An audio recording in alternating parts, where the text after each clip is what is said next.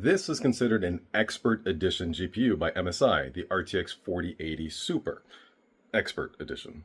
Allow myself to introduce myself. So, how well does this perform in Puget benchmarks for DaVinci Resolve, since this is supposed to be an expert GPU? One of the first things I do is always run a baseline test. So this GPU here is the ROG Matrix Platinum RTX 4090. Basically the fastest 4090 in existence. The CPU is the Intel Core i9-14900K, and we're running 96 gigabytes of DDR5 RAM by Kingston Fury at 6400 megatransfers. And the motherboard, it's a baller motherboard, basically. Puget benchmark for DaVinci Resolve had a standard overall score of 3817, very nice. 4K media score of 246, GPU effect score 264, and a fusion score of 635.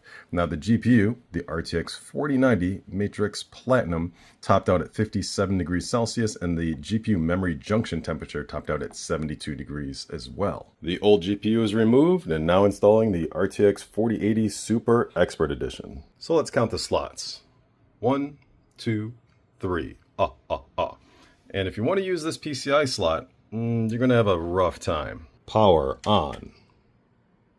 Nice. NVIDIA did release a new driver today, 551.31, and this is one reason why you want to take early performance data for GPUs with a little bit of a grain of salt, because drivers specifically for the RTX 4080 Super released today. And trust me, drivers that we get for like early media release and all that stuff, they can be wonky. For the initial benchmark of the MSI RTX 4080 Super Expert Edition, call me impressed. The Puget benchmark DaVinci Resolve standard overall scores 3430 with a 4K media score of 240, GPU effect score of 190, and the fusion score of 599.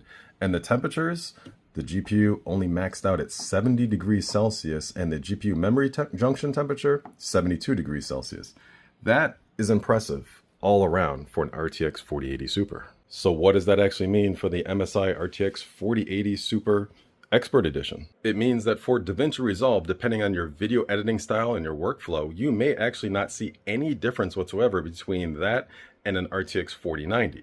Now there is an interesting gap with the GPU score because obviously 4080 versus 4090, but having the fusion score so close and the other scores so close, I am thoroughly impressed.